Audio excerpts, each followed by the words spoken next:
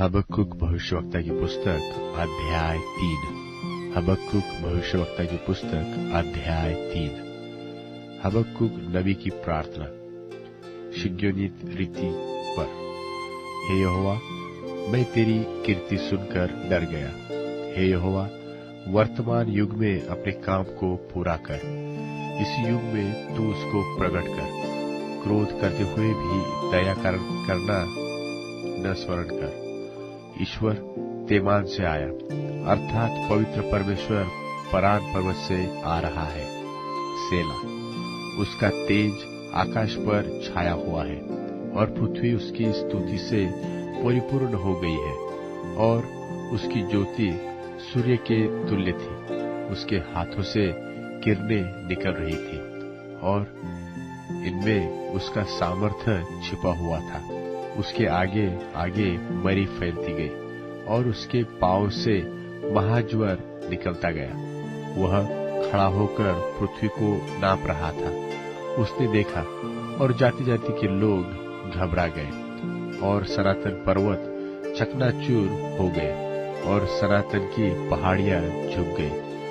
उसकी गति अनंत काल से एक सी है। मुझे कुशान के तंबू में रहने वाले दुख से दबे दिखाई पड़े और मिद्यान देश के डेरे डगमगा गए।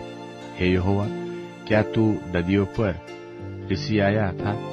क्या तेरा क्रोध नदियों पर भड़का था? क्या तेरी जलजलाहट समुद्र पर भड़की थी कि तू अपने घोड़ों पर और उद्धार करने वाले विजयी रथों पर चढ़कर आ रहा है?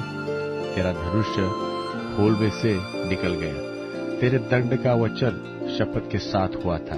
तूने धरती को नदियों से चीर डाला। पहाड़ तुझे देखकर कांप उठे। आंधी और जल प्रलय निकल गए। गहरा सागर बोल उठा और अपने हाथों अर्थात लहरों को ऊपर उठाया। तेरे उड़ने वाले तीरों के चलने की ज्योति से और तेरे चमकीले भाले की झलक के प्रकाश से सूर्य और चंद्रमा अपने अपने स्थान पर ठहर गए।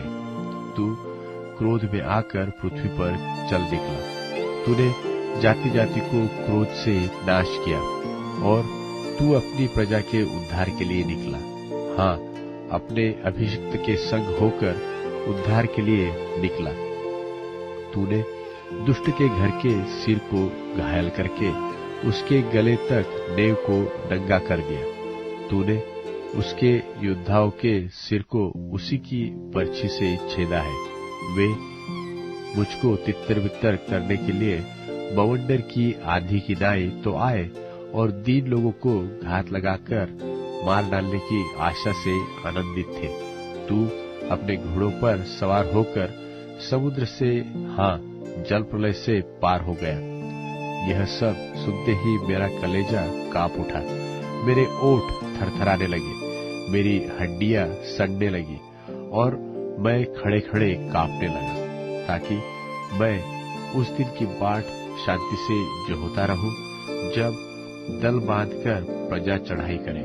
क्योंकि चाहे अंजीर के वृक्षों में फूल न फूले और न दाखलताओं में फल लगे और जलपाई के वृक्ष से केवल धोखा खाया जाए और खेतों में अन्न न उपजे और न तो भेड़शालाओं में भेड़ बकरियां रह जाए और न थानों में गाय बैल, तो भी मैं यहोवा के कारण आनंदित और मगन रहूंगा और अपने उद्धारकर्ता परमेश्वर के हेतु अति प्रसन्न रहूंगा।